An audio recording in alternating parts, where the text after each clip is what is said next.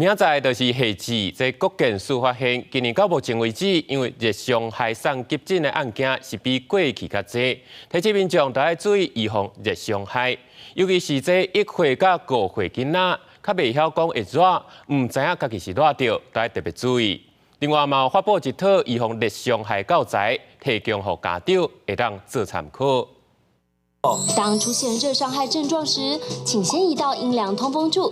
天气愈来愈热，拜五就是夏至。根据气象署资料，台湾平均气温比顶世纪高1.6度，而且热人的天气天数嘛，对2个月增加到4到5个月。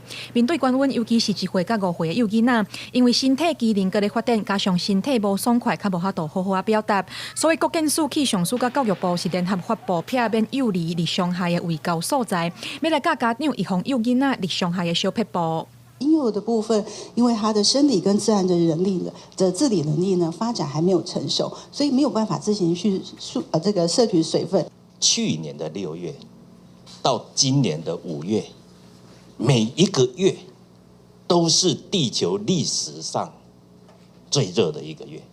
它的温度不仅仅是平均的增高，而且它会突出来，会极端高温出现。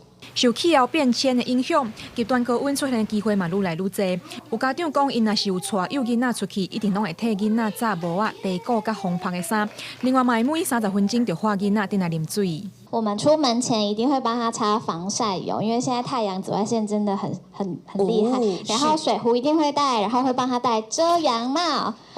他还会准备小电扇。 虽然帮囡仔做防范真重要，不过国建署嘛提醒大人，唔通干那顾咧顾囡仔，煞袂记咧保护家己。即摆日头真毒，大人甲囡仔拢爱做好防晒，伫日头下拢爱注意家己的状况。记者柯选柯明在台北报道。